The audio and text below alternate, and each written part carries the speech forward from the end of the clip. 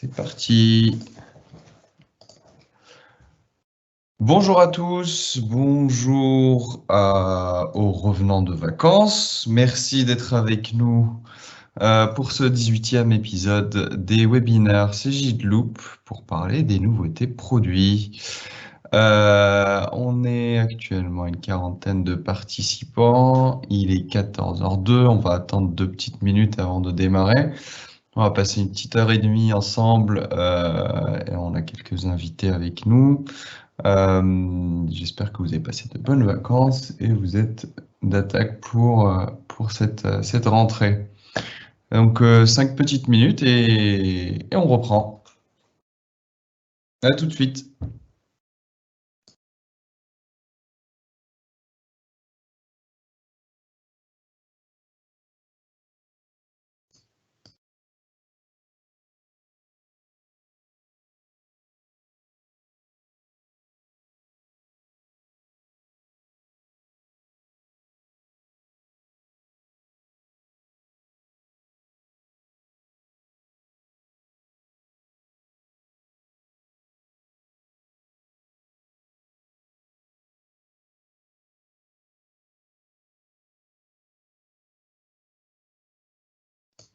Bonjour à ceux qui nous rejoignent. Merci d'être là. On attend quelques instants et puis on va être en direct. Et on va démarrer l'événement. Comme à chaque fois, n'hésitez surtout pas à poser des questions via le chat. Nous ferons au mieux pour vous répondre.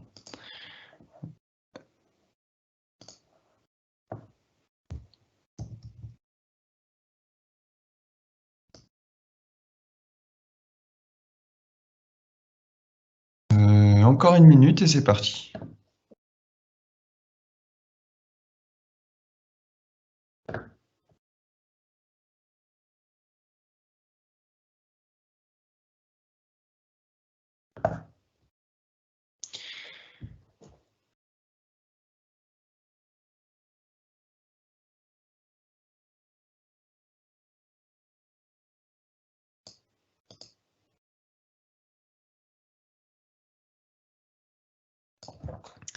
Alors, c'est parti. Rebonjour aux derniers arrivants. Merci d'être avec nous pour le webinaire CJDLoop pour les nouveautés produits.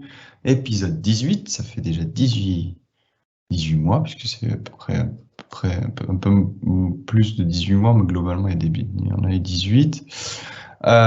Aujourd'hui, on va parler, au sommaire aujourd'hui, on va avoir avec nous Cyril, Frédéric, désolé Frédéric pour le nom, et moi-même, et aussi également Christian Taltas qui va nous rejoindre pour parler de facture électronique, sujet très important.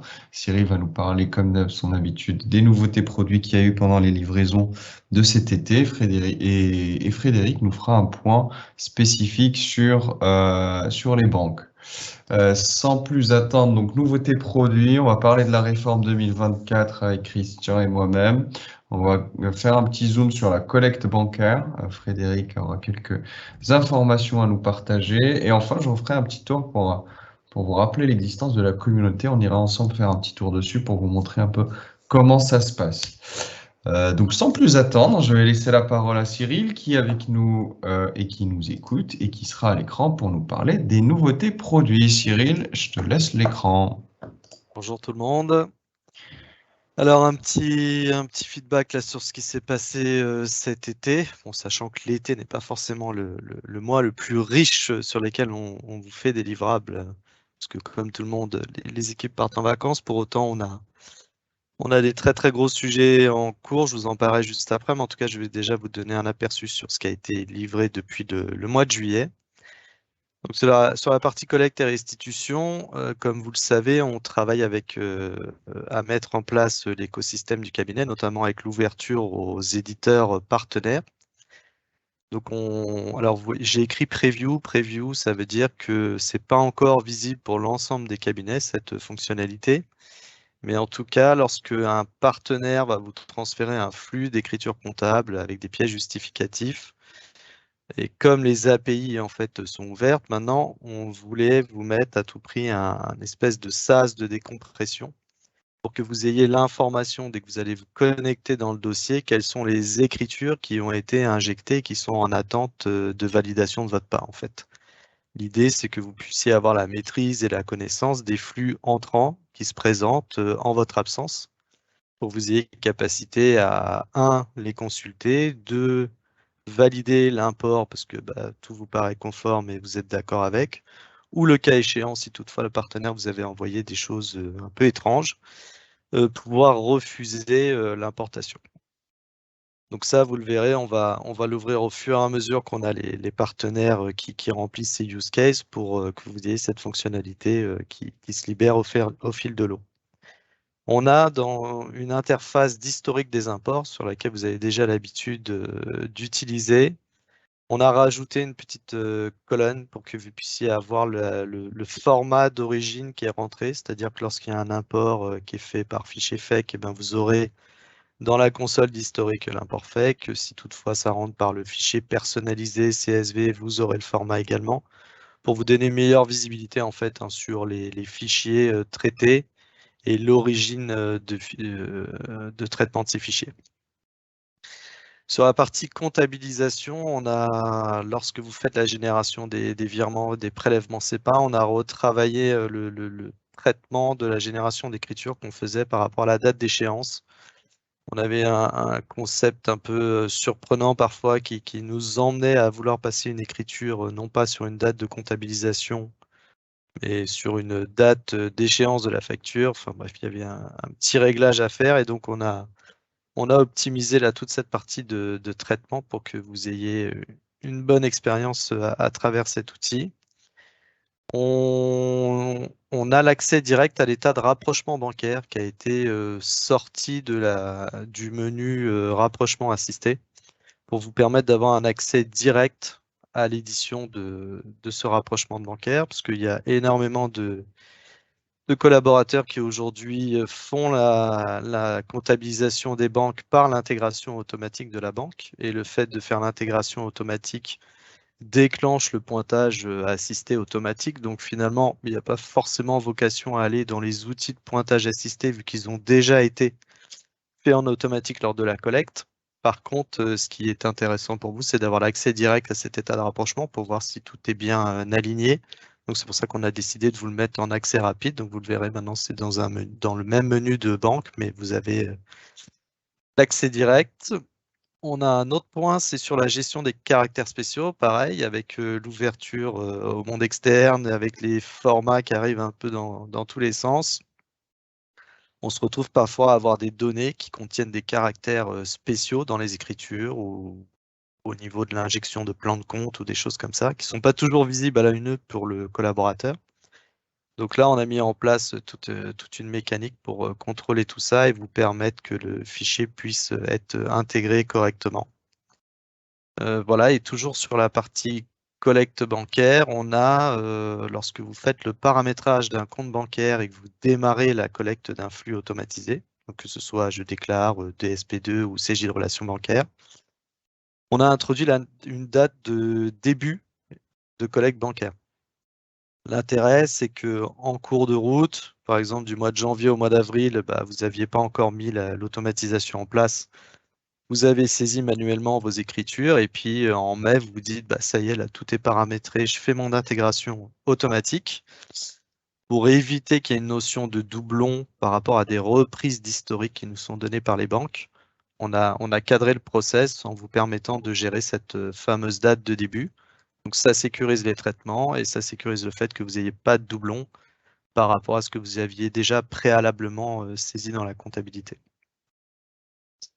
Sur la partie fiscalité et révision, il y a une fonctionnalité autour du programme de travail qui parfois peut amener les collaborateurs à décider de le réinitialiser.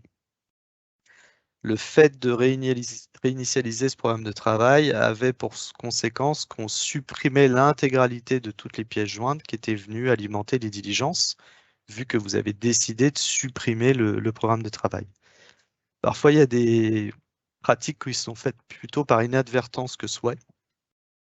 Donc du coup, on a décidé à chaque réinitialisation de programme de vous faire une sauvegarde dans le fichier SharePoint, dans votre répertoire SharePoint de la révision, pour vous les historiser. Si toutefois vous aviez fait une mauvaise manip, au moins cette fois-ci, vos documents ne sont pas perdus, ils sont archivés dans un fichier et vous aurez capacité de les retrouver en cas de besoin. Ensuite, on a retravaillé un état de rapprochement des intérêts des comptes courants.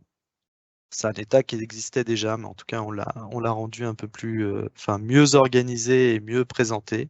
Donc, vous verrez, c'est simplement des histoires de présentation, mais c'est pour que ce soit beaucoup plus simple à la lecture et pertinent dans l'ordre de présentation des comptes notamment. Bien évidemment, on avait la 3030, le compte rendu de mission ECF. Donc ça a été livré dans Loop cet été. C'était une déclaration qui s'opère, qui peut être décorrélée du processus de l'alias fiscal.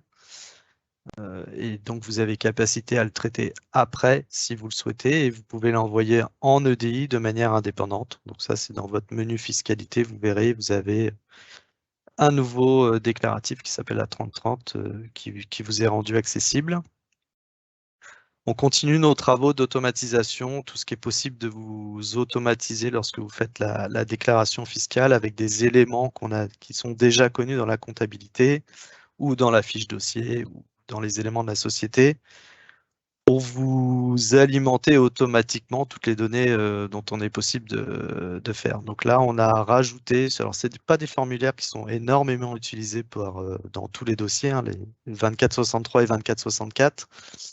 Mais en tout cas, on vous a intégré des automatismes d'alimentation qui reprennent les valeurs dont vous avez besoin plutôt que de perdre du temps à faire de la saisie manuelle. On a mis à jour sur le millésime passé en fait tout le contexte association que vous avez découvert l'année dernière, donc la réglementation ANC ASSO 2018. L'an dernier, on avait des tableaux de passage en fait entre l'ancienne mouture et la nouvelle mouture sur les présentations.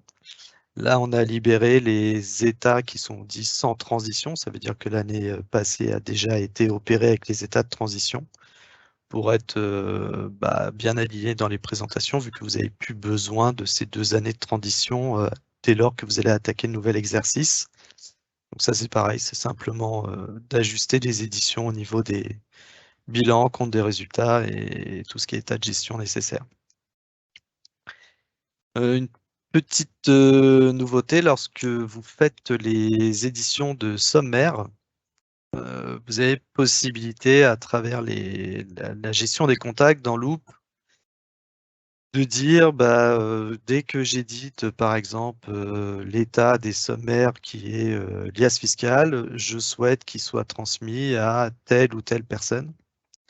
Donc là, on a mis une option pour dire que ce ne soit pas systématique. C'est-à-dire que vous pouviez très bien éditer une présentation qui est orientée attendu client, mais décider ou non de l'en avertir dès qu'elle est prête. Donc vous avez une nouvelle configuration sur cette partie-là pour dire je veux alerter mon contact par email ou je ne souhaite pas l'alerter mon contact par email. Précédemment, c'était systématique que l'alerte était transmise. Donc maintenant, c'est selon votre usage et les envies que vous avez sur les publications, vous allez pouvoir décider si vous alertez les intervenants de l'édition de ces sommaires. Sur la partie automatisme d'alimentation, on a la partie annexe. Donc on a enrichi la partie alimentation du capital social. Précédemment, vous aviez un tableau qu'il fallait vous-même remplir. On n'avait pas mis en place la mécanique de récupération des informations du dossier pour alimenter l'annexe. On est en train de libérer là pas mal de sujets autour de ça. Vous aurez la notion de diminution et d'augmentation aussi dans les tableaux des IMO. On est en train de regarder là pour d'ici la fin de l'année, vous puissiez avoir la récupération des filiales et participations. C'est un tableau un petit peu compliqué à remplir, qui parfois peut être chronophage. Donc on est en train de regarder comment on peut vous aider à cette alimentation. Donc voilà, tout un tas de sujets autour des automatismes. Et puis sur la partie gestion du cabinet, alors comme vous le savez, on a mis énormément d'API publics à disposition des cabinets depuis la fin d'année dernière. On l'a enrichi avec une API publique de balance. Donc là, on peut récupérer par API une balance générale, une balance auxiliaire, une balance analytique pour répondre à des besoins de productivité ou de connexion de partenaires externes à l'application. Typiquement, c'est un scénario qui va notamment servir à un partenaire que vous connaissez bien qui s'appelle RCA, qui a besoin de récupérer les balances pour les produire dans son outil de restitution. Donc ça, ça va vous permettre, pour cette typologie de partenaire ou pour vos besoins internes, de vous connecter à la donnée. Voilà ce que je peux vous dire sur la partie des nouveautés récentes. Alors, il y a toujours une face cachée qui n'est pas visible dans la démo produit qui sont les correctifs. Il faut savoir qu'on a livré énormément de correctifs aussi sur l'été, avec des cas qui sont... Les correctifs s'appliquent souvent à des cas limites d'usage de l'application avec une typologie particulière pour un dossier sur lequel on ressort un bug de fonctionnement. Donc vraiment, je vous invite à regarder les fiches versions qu'on vous met sur l'aide en ligne parce qu'on a pris du temps pour libérer pas mal de petits sujets, petits sujets pas forcément longs pour le développement, mais importants pour vous, pour libérer un dossier. Donc, je vous invite vraiment à suivre ça de près pour avoir toute l'information. Voilà ce que je peux vous dire sur cette partie. Reda, tu avais une petite question Oui, apparemment. merci. Oui, il y a des questions, Cyril. Il y a des questions sur, justement, t'as livré un peu d'informations sur l'automatisme de l'alimentation de l'annexe. C'est un sujet qui est revenu comme question par Monsieur Aloïm, qui demandait si on aura d'autres des automatismes dans les annexes. Et tu avais répondu comme quoi c'est un travail qui est toujours en cours, c'est bien ça? Ouais, bien sûr. Donc à chaque fois qu'on a une remontée d'un cabinet pour laquelle on a une pertinence à livrer pour l'ensemble de la profession, on prend le point et on continue d'améliorer tout ce qui est automatisation. Donc oui, bien évidemment, c'est-à-dire que c'est de l'amélioration continue quoi, sur les automatismes. Ok, on a une autre question de cette fois-ci Laurent qui demandait s'il y avait de la visibilité sur la TVA automatisée, sur le traitement des banques par le robot et quand est-ce que les utilisateurs en bénéficieront. Alors, ça fait partie des travaux de fond. C'est un très très gros développement hein, parce que le périmètre est large. Hein. Il n'est pas que le fait que le robot fasse la captation et la traduction des flux bancaires en écriture comptable. On a aussi le fait qu'on est en train de vous libérer, le fait que vous puissiez dire que cette transaction se rapproche avec cette facture ou l'autre facture, si c'est vrai intégralement ou si c'est vrai que partiellement. Donc on est en train d'introduire la notion de rapprochement de paiement partiel d'une facture avec un règlement. On a également sur l'automatisation de la TVA, on a la publication du dashboard de TVA, c'est-à-dire que dès que vous allez faire votre préparation de déclaration, vous aurez un petit dashboard qui vous aide à vous assurer à travers de contrôles que vous avez bien tous les éléments exhaustifs qui concourent à la déclaration. Et puis derrière, on retravaille également les éléments justificatifs, que ce soit au débit et à l'encaissement, plus la partie cadrage. Donc pour répondre concrètement à cette question, je pense qu'il serait temps qu'à notre prochain événement, je vous fasse une démonstration de l'intégralité du scope pour vous donner un peu une visibilité sur l'ensemble. Dans l'échelle du temps, on est en train de cadencer le fait de libérer par partie les développements. On va démarrer sur courant octobre avec un ou deux cabinets pilotes sur la partie transactions bancaires. Et ensuite, on va ouvrir tout doucement pour nous emmener, on l'espère, d'ici la fin de l'année à ce que l'intégralité du scope vous soit disponible dans l'application. Donc, pour vous permettre de vous projeter, vous donner une idée, il y a deux rendez-vous. Il y a un premier rendez-vous qui est le congrès. On va faire des démos lors du congrès sur ces scénarios pour vous présenter le fonctionnel.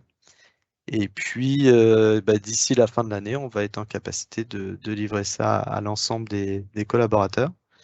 Donc, je ne sais pas ce que tu en penses, Reda, mais peut-être que le prochain Non, non, événement, on peut faire ça, non? Oui, bien sûr, oui. Hein. De toute façon, le prochain événement, donc déjà, il y a le congrès, on va vous montrer un peu comment ça se passe. Et comme tu l'as dit, comme c'est un très gros développement, on va avoir des livraisons étape par étape, donc fonctionnalité par fonctionnalité.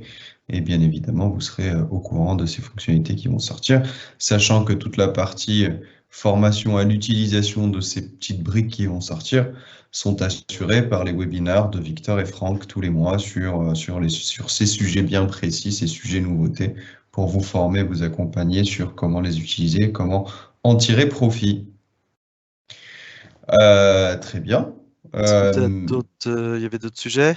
Écoute, il y a des sujets, mais qui sont plus liés à des remontées qu'on fera au support. Oui, il y a juste, en fait, c'était pour, tu as dit un mot qui, je pense, intéresse nos 87 participants. Sur la dernière phrase, c'est la disponibilité des API publiques de balance et tu as mis le mot RCA. Donc, effectivement, ça va permettre à RCA de venir se brancher à Loop pour faciliter en fait Exactement, vos travaux à vous. Encore une exactement. fois, c'est un job qu'on a fait nous pour faciliter à RCA, enfin pour permettre à RCA de venir se brancher à nous. Donc c'est chez eux maintenant et dès que c'est prêt, de toute façon, vous serez au courant pour les utilisateurs d'RCA autour de la table. C'est bien ça, Cyril, c'est de C'est notre ça, côté mais c'est le pas job. exclusif RCA, hein, Voilà, c'est pas, ouais, voilà, ça intéresse n'importe quel éditeur qui a besoin de faire des rapatriements de balance de balance, pour la exact. connexion. Super, merci Cyril pour pour ce rappel de ce qui s'est passé pendant l'été. Donc merci, vous n'avez pas chômé. Et puis il y en a d'autres, il y a d'autres points encore qui vont arriver sur le mois de septembre. On va passer à un gros morceau. Un gros morceau pour François Aurore qui pose des questions sur un peu le fonctionnel, est-ce qu'il y a une feuille de travail, etc. Je vous répondrai en aparté juste après, mais c'est des questions, gardez-les pour le prochain webinaire plutôt de formation que vous pouvez poser à Victor et à Franck. La prochaine, la prochaine, prochaine séance, on va la dédier et Christian va me rejoindre pour parler un peu de la réforme 2024-2026. 2024-2026, donc vous avez tous entendu parler de la facture électronique. La facture électronique va permettre en fait Donc pourquoi la facture électronique? Parce que en fait, ça va être imposé par l'État avec plusieurs cadencements. Vous connaissez tous Chorus Pro, installé en 2017 entre les entreprises et le gouvernement. En 2024, en fait, ça va être c'est à peu près le même fonctionnel, mais entre les entreprises eux-mêmes et 2020, un peu, un peu plus loin, plus 2026, entre les clients, enfin les personnes, les clients finaux et les entreprises. Euh, Toutes les entreprises seront concernées par cette réforme. Et toutes les entreprises seront surtout concernées par l'échéance 2024-2026. Donc, et l'État le redit une deuxième, une troisième fois à chaque fois qu'on les voit. Il y a potentiellement pas de négociation au niveau des dates. Donc en fait, il faut se mettre en marche. Pourquoi il y a cette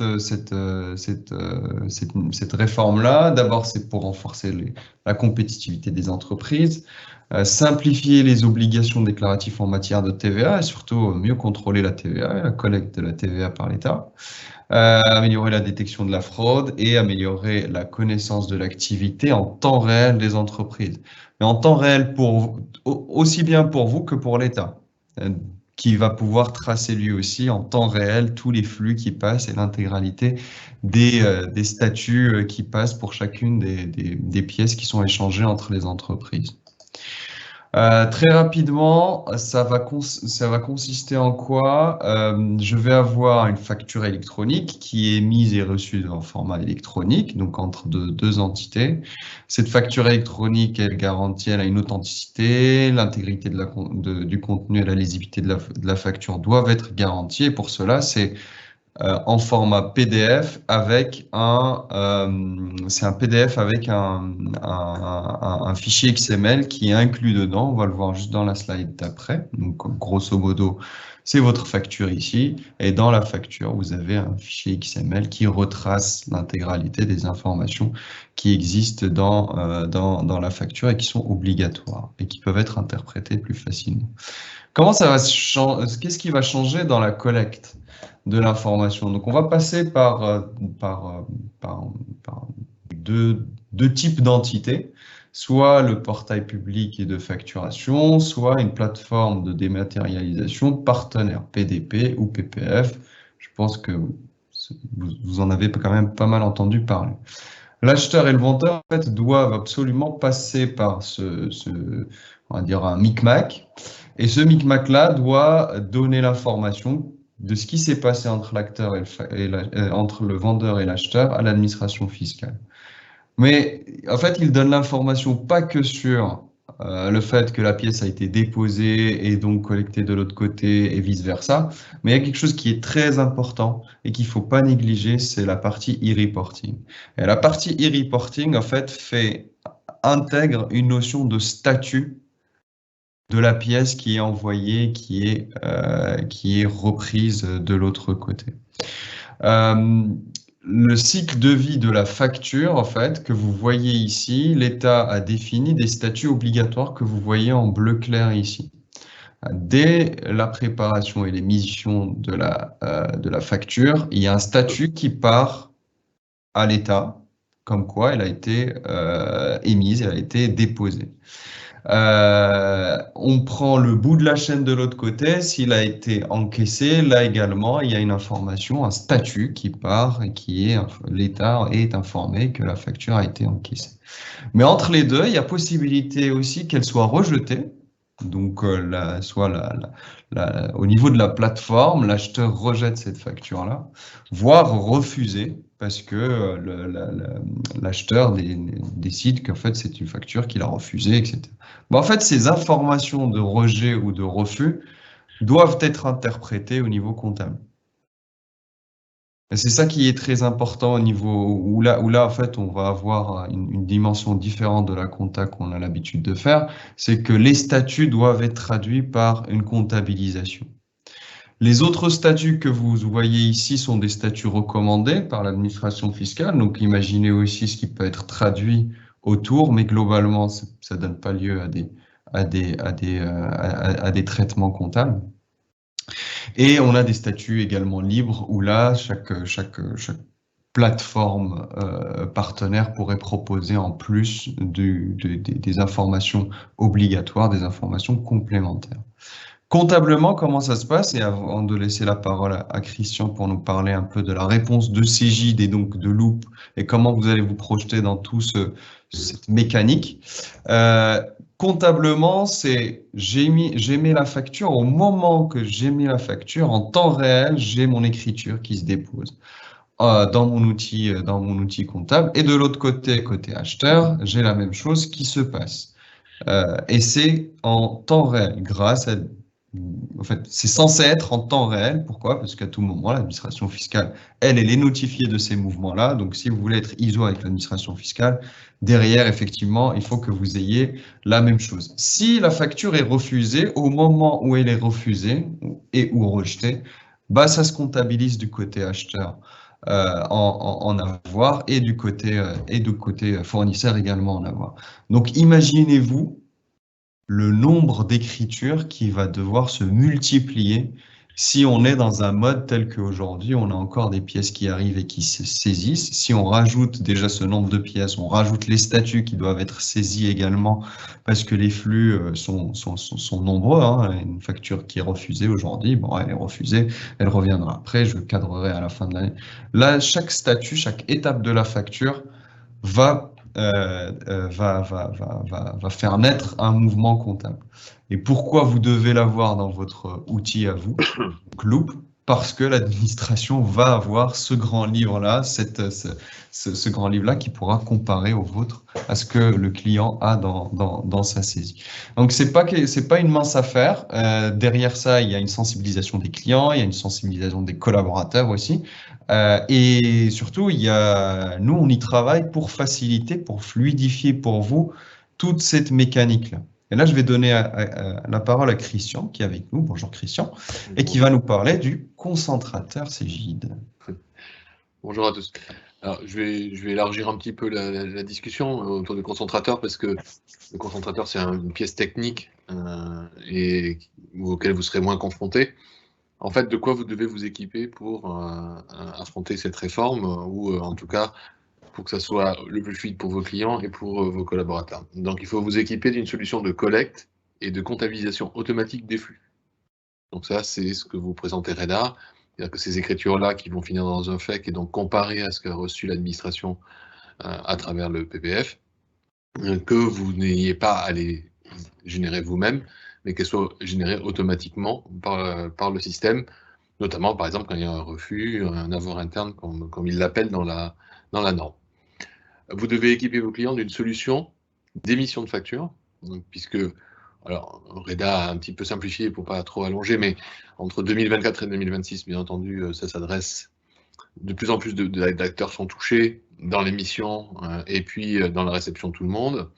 Et donc, vous devez équiper vos clients d'une solution d'émission pour qu'ils soient conformes en 2026 et de suivi des flux. Parce que comme vous l'avez vu, il va bien falloir qu'ils refusent la facture. Alors, ils pourront, entre guillemets, tout ça, le faire à la main en se connectant au PPF, etc.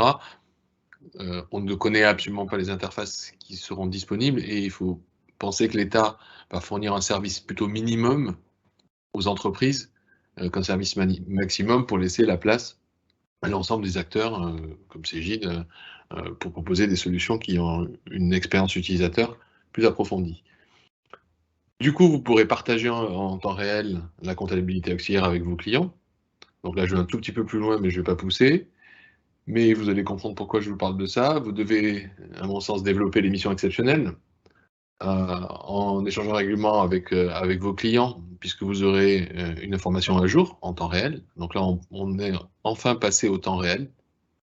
Ça, c'est clair. C'est-à-dire qu'aujourd'hui, tout arrive, tout est généré, tout est disponible, et la comptabilité devient la source de vérité. Et il faut bien entendu gérer la charge des collaborateurs, parce que si vous avez de plus en plus de missions exceptionnelles, la planification de la charge des collaborateurs va être beaucoup plus compliquée. Donc, ce que vous propose Cegid pour ça? Donc, première chose importante, et j'en reviens à ce que disait Reda, ne vous préoccupez pas des problèmes de PDP, de PPF, etc. Globalement, tout le monde va être inscrit, tous vos clients seront inscrits. La seule chose que vous devrez faire, c'est récupérer le compte technique. Donc le client vous le communiquera, il le récupérera sur le PPF, au moment où il recevra son inscription de l'administration, qui aura préinscrit tout le monde, il faudra mettre ce compte dans Loop. Donc une fois que vous l'aurez inscrit dans Loop, tout va se mettre à fonctionner. Et la gamme des outils proposés par Cegid, donc il y a Cegid Loop, ça vous l'avez déjà. Après, pour gérer le suivi des statuts, vous aurez deux outils, c'est-à-dire que le client disposera de deux outils pour suivre les statuts, soit Cegid Workspace, qui est en gros notre Cegid de vie de facture, mais adapté à toutes les typologies de clients, et on en reparlera tout à l'heure, qu'ils fassent du papier, de la facture Excel, de la facture avec des stocks, des produits, des CRI, etc. Et Cegid Flow, bien entendu, qui permettra également au client de suivre les statuts de sa facture. Donc, c'est comme ça qu'il pourra faire un refus, c'est comme ça qu'il pourra voir les factures qui sont arrivées, même si nous, on va les synchroniser avec leur espace de stockage de documents, donc les factures, au final, les clients les auront, mais pour suivre les statuts, ils auront besoin d'un outil. Et enfin, pour gérer vos collaborateurs, je vous annonce donc en avant-première, on va dire, ce qu'on va proposer à vous tous. On a fait un partenariat technologique avec une société qui s'appelle Carbon HQ, qui est une société néo-zélandaise qui est en fait le fournisseur des plus grands cabinets américains et anglo-saxons, de façon plus large, et on va intégrer Carbon dans Loop. Donc Carbon va vous permettre de gérer toutes les tâches, tous les workflows, toute la planification et la charge des collaborateurs, et y compris la facturation. Donc petit à petit, la facturation que vous avez dans votre GI, le loop passera dans Carbon. Donc ça, on va commencer les intégrations la semaine prochaine, on a fait des architectures, et ça va se dérouler sur les 8 prochains mois, et on vous sollicitera pour vous présenter au fur et à mesure les intégrations, pour voir comment vous réagissez par rapport au produit, mais ça va faire un bond énorme sur le fonctionnel que vous allez avoir dans Loop pour gérer ce nouvel environnement, ce nouveau contexte. Un dernier point, n'hésitez pas à poser des questions à Reda si vous le souhaitez. Si vous vous posez la question « Que dois-je faire ?», moi je vous donnerai 2 conseils.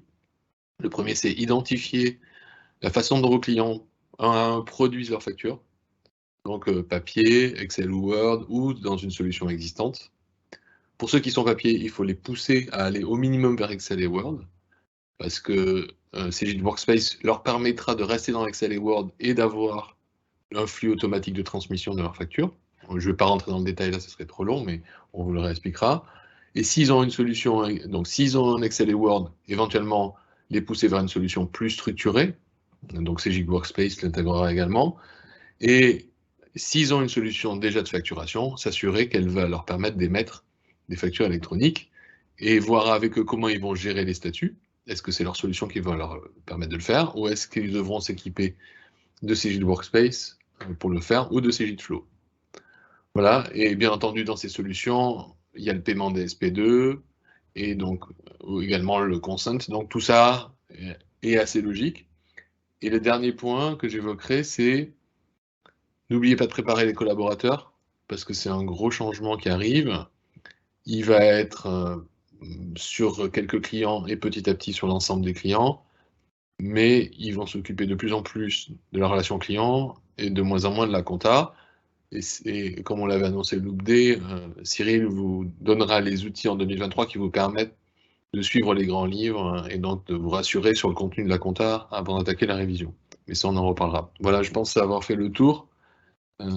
J'espère pas avoir été trop long, ni trop incompréhensible. J'ai donné beaucoup d'informations. Reda, n'hésite pas si... Oui, non, c'était clair. En fait, dans ce que tu as dit aussi, ce qu'on peut annoncer aussi, c'est je sais pas si tous les participants sont au courant, c'est par nature, Cegid Loop sera connecté à Workspace, Oui, c'est dans bon. lequel on inclut Cegid de Vifact, etc., avec toute la partie outillage pour suivre les statuts des factures.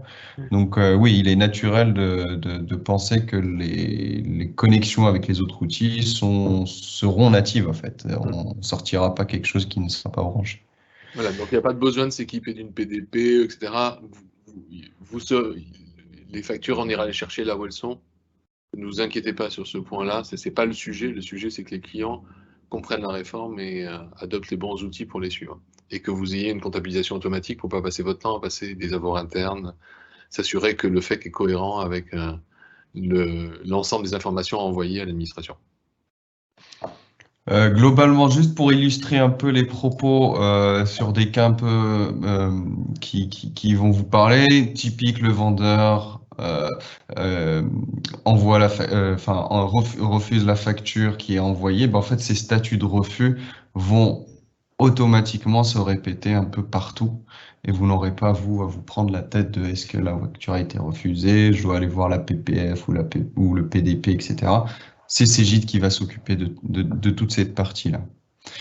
Si je prends la partie Cegid de e-facture, en fait, on va retrouver pour le suivi du client, donc si jamais il choisit Cegid de e-facture pour pouvoir émettre ses factures, il aura des statuts directement à ce niveau-là pour dire, OK, elle a été encaissée, est-ce qu'elle a été prise en charge, les factures qui sont refusées, etc.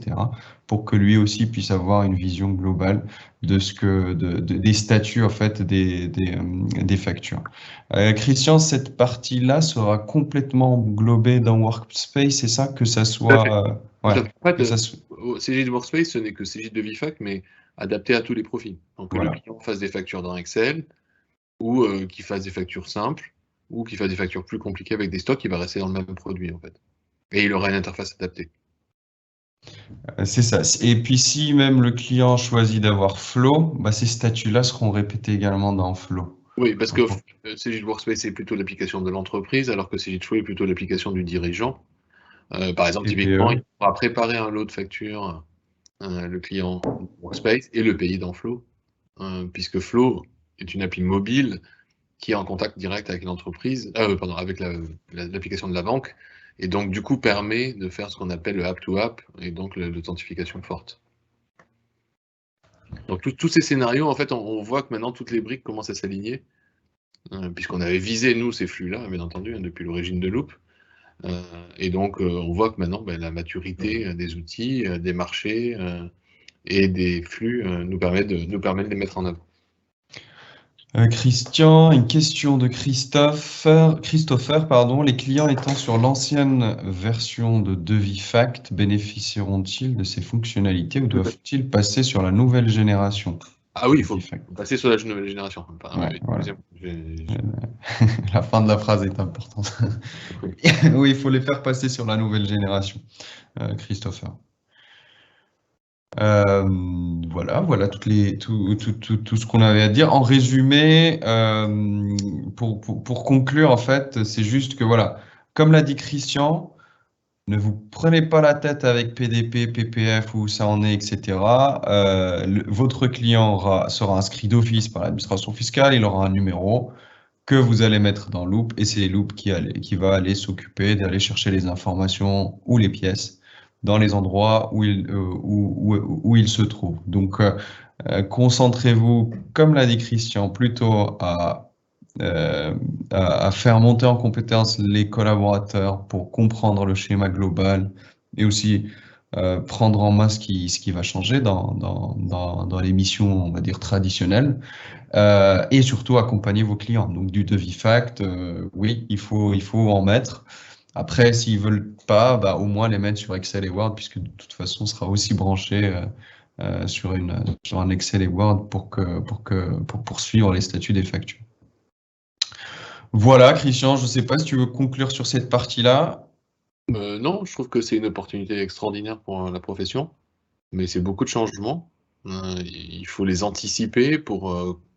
Il ne faut pas regarder forcément que les échéances et sans vouloir créer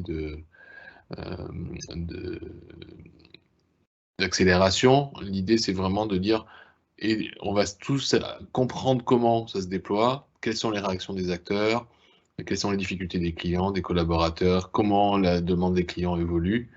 Et en tout cas, nous, on est sur tous ces sujets-là pour vous accompagner. Super, merci Christian. On va passer la parole à Frédéric qui va nous parler, de la collecte bancaire. Pas mal de sujets viennent sur la collecte bancaire. On parle des SP2, on parle des CFONB, on parle des BICS, de fichiers, d'écriture, de collecte, etc. Donc Frédéric, qui est le nouveau product manager, qui vient avec l'équipe, donc qui travaille avec Cyril Joanneau, qui est sur Loop depuis un long moment maintenant, et du coup, qui prend tout ce sujet de collecte bancaire. Frédéric, je te laisse à toi la parole. Super, merci Reda pour les présentations. Tu peux passer sur la slide suivante. Je vais vous faire un petit focus sur la partie collecte bancaire dans Cegid Loop. Donc à ce jour, Cegid Loop est capable de faire de la récupération bancaire avec la norme EMIX et puis le CFONB. Donc ça, c'est des choses que vous connaissez bien plus que moi. On fonctionne avec Je déclare. On récupère là aussi avec Cegid Relations bancaires. Et ça, c'est si vous utilisez ces deux solutions. Pour les personnes qui utilisent des solutions qui sont tierces, il y a aussi une solution qui s'appelle SFTP qui vous permet de mettre à disposition vos relevés pour qu'on puisse les intégrer directement dans Loop.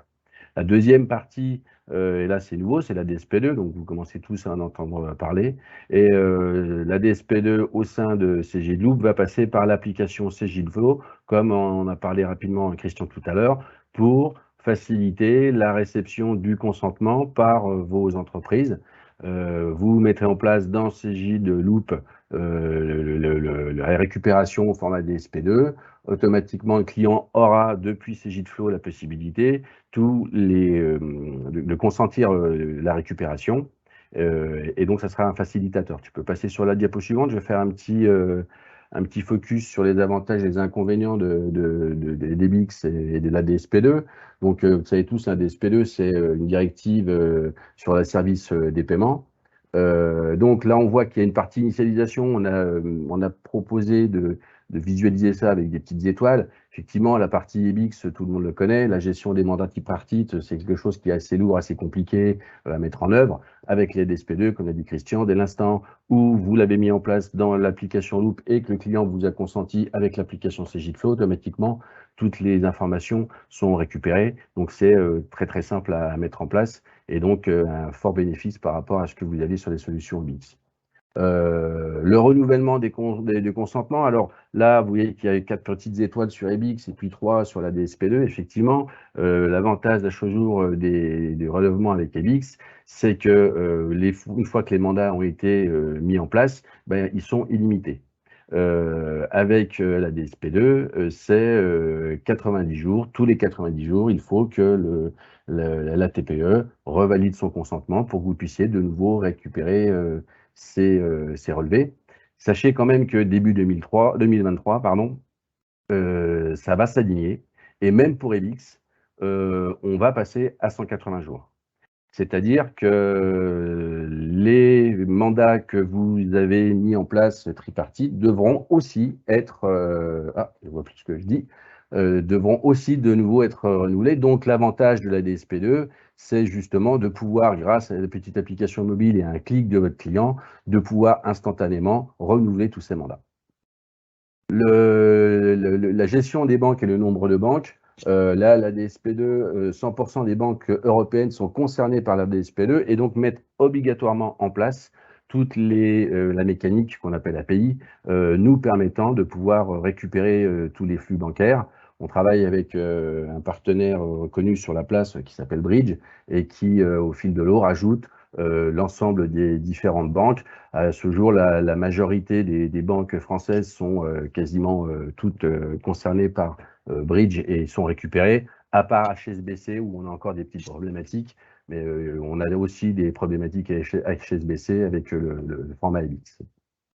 La qualité des données aussi, là, il y a une grande qualité des données puisque via la DSP2, on marche obligatoirement par des API et donc là, c'est des flux qui sont, normés et qui obligatoirement sont récupérés depuis les banques avec cette norme et donc obligatoirement toutes ces informations sont récupérées correctement et ingérées dans l'application Loop.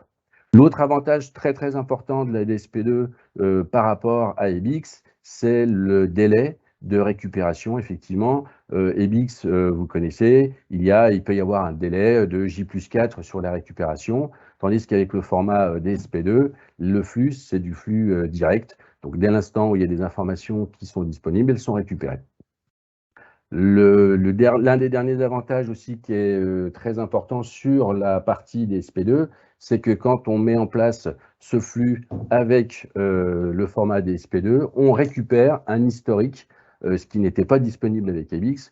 L'historique récupéré quand on met cette connexion en place est de 3 mois. Certaines banques vont même jusqu'à 12 mois. Donc, instantanément, on récupère les 12 ou les 3 derniers mois des flux bancaires. Et puis le dernier point sur le traitement comptable. Donc les flux bancaires sont automatiquement traités par le robot comptable en DSP2 et donc il n'y aura plus besoin de créer des règles d'affectation. Donc ça, je pense, c'est des nouveautés que vous avez entendu parler sur la notion du robot comptable. Voilà ce que je pouvais vous dire sur la collecte bancaire dans Loop et surtout avec la nouvelle norme DSP2 et l'application Flow. En bas de cette slide, il y a aussi une petite URL, hein, vous pouvez la consulter, hein, qui parle de Cegidflow, et vous avez ici une liste, on va dire, de toutes les banques qui sont à ce jour répertoriées, nous la tenons à jour, donc à chaque fois que des nouvelles banques seront disponibles, ce petit lien vous permettra de savoir si elles sont prises en compte ou pas prises en compte. Voilà, Reda, ce que je pouvais dire sur ce petit zoom sur la collecte bancaire dans Loop. Écoute, il y a eu pas mal de questions, notamment aussi sur Flow, parce qu'en fait, la partie flow est quand même importante dans la partie bancaire. On a pas mal de questions. Déjà, c'est quand est-ce que Flow va pouvoir gérer plusieurs comptes bancaires? Alors ça, c'est dans la roadmap. On est en train d'y travailler. Les équipes font le nécessaire. Alors Cyril, je sais pas, tu as peut-être une vision un petit peu plus précise que moi sur la prévision. C'est début 2023, Non, ce sera là, d'ici la fin un de mois l'année. ou deux. Ouais, c'est avant la fin de l'année, c'est sûr. Les branchements sont faits, il reste les phases de recettage.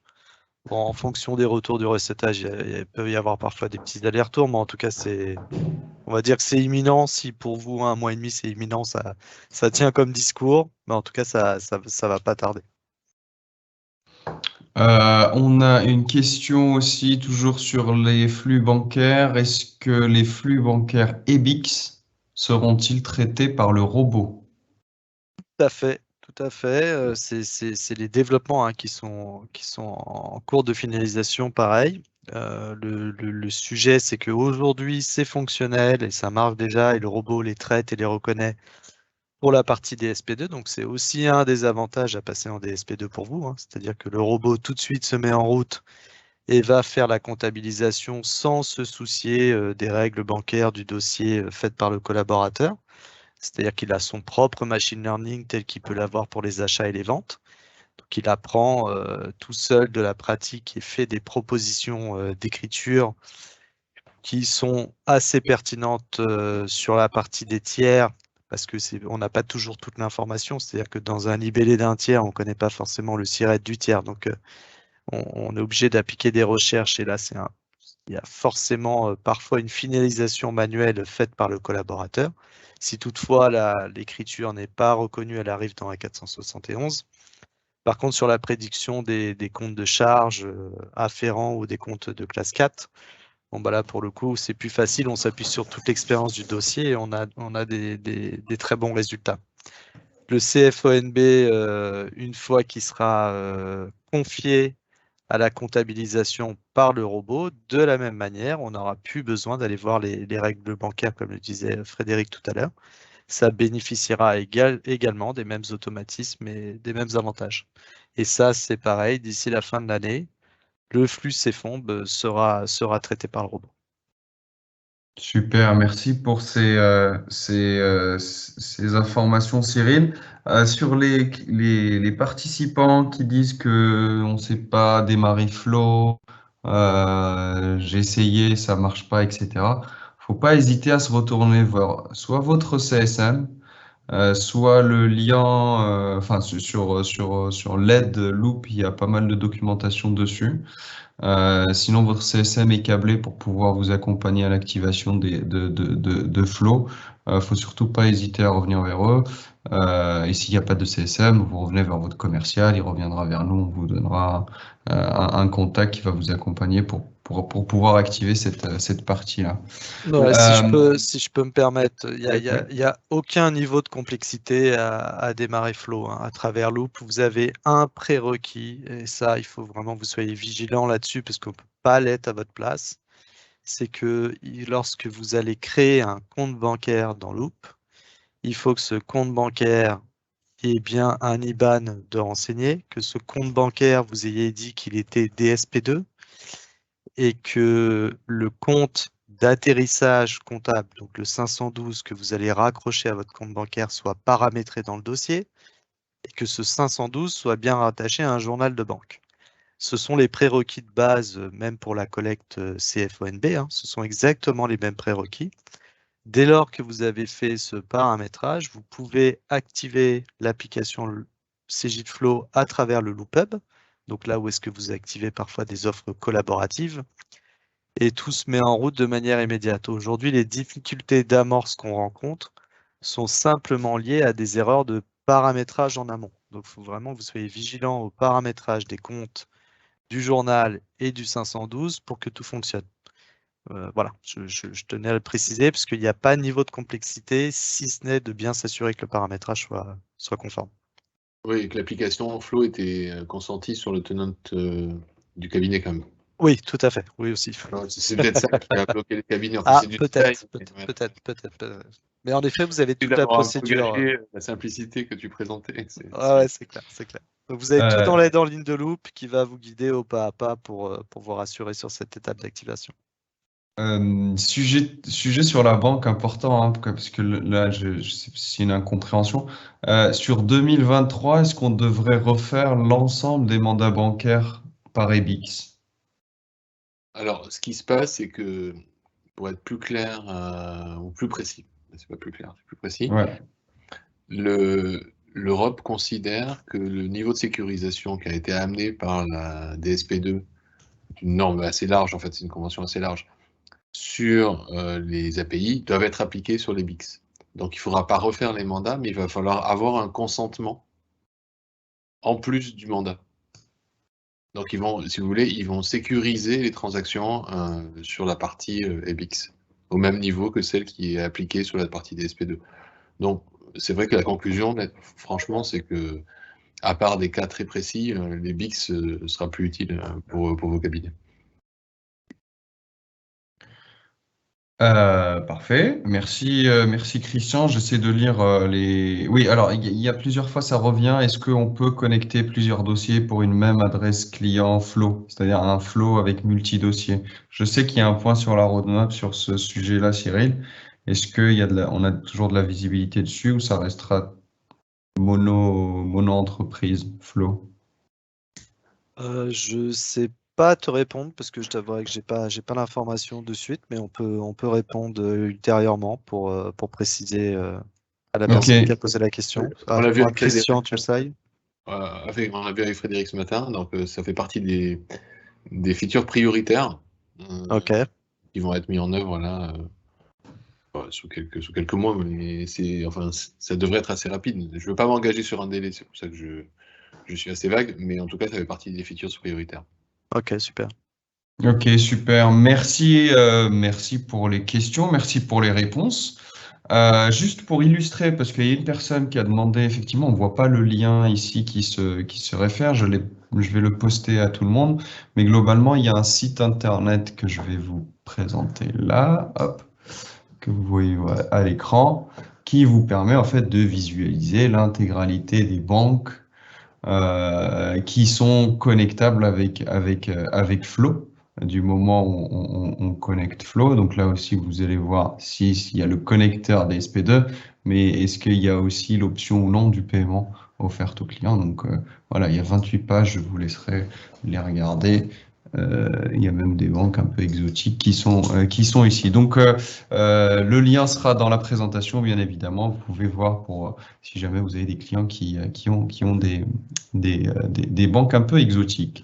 Ouais, j'en profite, Reda, oui. parce que ça me vient à l'esprit là pendant que les questions avancent et que tu présentes. J'ai des cabinets qui m'ont demandé est-ce que vous pouvez faire un connecteur avec Conto? On n'a pas de notion de connecteur avec Conto sur le sujet de la collecte bancaire. Typiquement, à travers la DSP2, la collecte est opérée. Donc, il faut bien que vous regardiez les banques que vous présente Reda à l'écran, parce que vous avez sans doute beaucoup de réponses à vos questions qui ne passent pas forcément par des développements de connecteurs spécifiques, quoi. Pour être plus précis, en fait, on a demandé à Conto d'évoluer vers la DSP2 pour arrêter d'utiliser leur API spécifique, ce qu'ils ont bien entendu fait, ça a été fait l'an dernier. Et donc, du coup, ça veut dire que forcément la banque est disponible dans le connecteur Flow.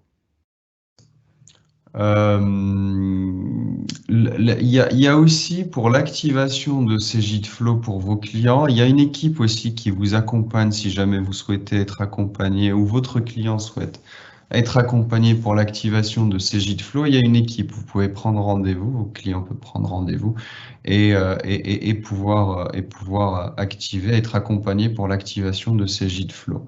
Une dernière chose, il y a une question qui est importante, qu'il faut qu'on clarifie pour que tout le monde soit au courant. Est-ce que Flow est disponible pour des clients qui n'ont pas d'expert comptable? Des entreprises qui sont en loup autonome, telles qu'on, pour certaines, ça s'appelait comme ça, loup autonome. Je pense que non, parce que en fait, la valeur ajoutée, enfin, je pense pas, je suis sûr, c'est non, parce que la valeur ajoutée de Flow, c'est qu'il y ait l'expert comptable derrière par qui transitent en fait toutes les données. Et donc du coup, elle n'est pas disponible pour des entreprises qui n'ont pas derrière un cabinet d'experts comptables avec leur dossier chez le cabinet. Je confirme ce que tu dis, Reda, et de Voilà. toute façon, Flow ne fonctionne qu'avec la compta de Loop qui l'alimente, et sans compta, Flow n'existe pas. Flow n'existe pas. Après, vous pouvez vous amuser à le prendre sur l'App Store, mais ça ne fonctionnera pas. Très bien, on va passer à la dernière étape de notre présentation. Je vais vous parler de la communauté, Cegid-Loop Communauté. Pour petit rappel, Cegid-Loop Communauté, elle est là, hop. Donc c'est bienvenue sur la communauté, c'est vous l'expert. Vous vous connectez sur cegid.force.com, vous vous connectez avec votre compte Cegid Life et vous pouvez accéder aux différentes actualités produits. Pourquoi on a créé cette communauté? C'est pour vous permettre d'échanger avec nous, entre vous, best practice, ce que vous avez trouvé sympa, ce que vous avez trouvé moins sympa, si vous êtes planté quelque part parce qu'il y a quelque chose ou un client qui vous demande quelque chose et vous n'arrivez pas à le faire avec Loop, bah, faut pas hésiter. Il y a des groupes dédiés. Donc là, en l'occurrence, vous allez sur votre groupe Cegid Loop dédié utilisateur et vous pouvez visualiser les actualités produits. Vous pouvez tout simplement partager une annonce avec l'intégralité des utilisateurs qui sont inscrits. Ces utilisateurs peuvent vous répondre. Il y a des membres internes Cegid, donc des spécialistes Loop, Christian, moi, Franck, Victor, Cyril, etc., etc. Mais il y a aussi des clients qui sont inscrits. Donc elle est opérationnelle. On vous invite tous à vous inscrire dessus.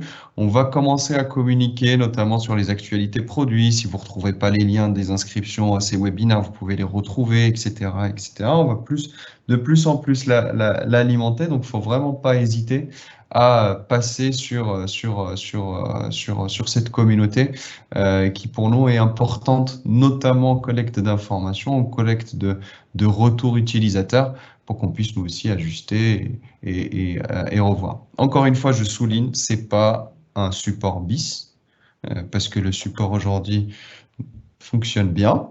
Donc, vous avez vos réponses à chaque fois que vous les sollicitez. Et de ce côté, il y a eu un grand travail qui a été fait. Et on remercie l'équipe support parce qu'il y avait, on est parti de loin. Ici, c'est pas l'objectif. Ici, c'est vraiment l'objectif d'un espace d'échange, d'un espace de communication entre vous, les clients, et avec nous, Cegid. Donc voilà, donc je voulais vous le souligner. Vous retrouverez le lien sur la présentation et hâte de vous voir tous inscrits.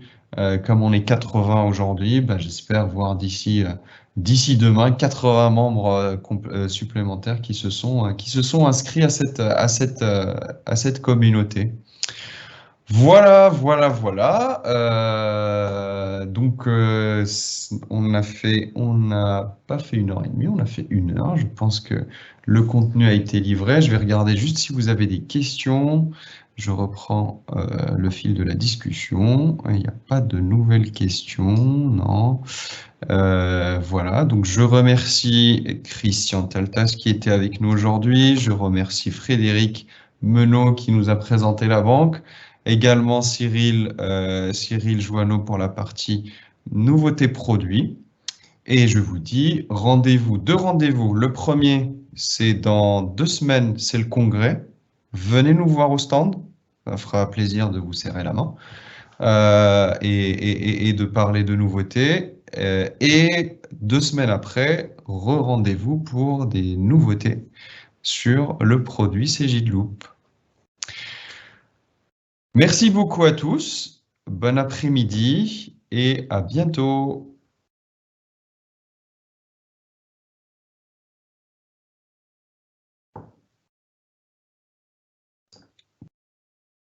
Terminé.